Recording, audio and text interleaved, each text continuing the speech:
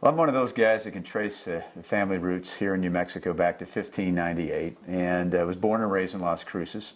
Both my parents were blue-collar folks, and my dad worked very, very hard. Both of them grew up in very, very dire circumstances, and they always taught me to work very, very hard, value education, give back to the community, be proud of who you are.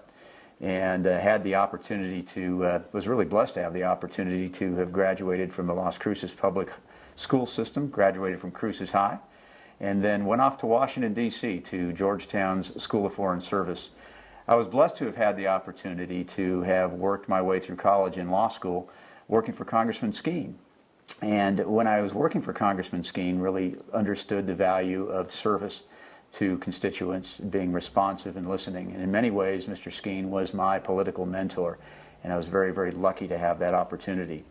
One thing I learned from him, again, was what an honor it is to serve and serve the people, and it certainly would be a privilege. So while my parents always preached the value of hard work and discipline, I never thought I would actually take action.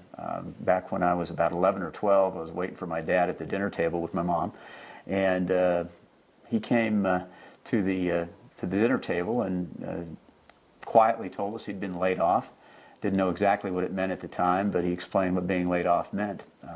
What he did is he went out and in front of our driveway had purchased a 53 GMC flatbed pickup truck. I'll always remember that. Beaten up old thing. And proclaimed, you know, we're going to go out and work this summer. And summer had just begun, so I was expecting to have a lot of fun that summer like most kids are. Well, my dad took that pickup truck, and I went with him, and we were doing odd jobs, mowing lawns, raking leaves, pulling weeds, whatever it took. And you know what?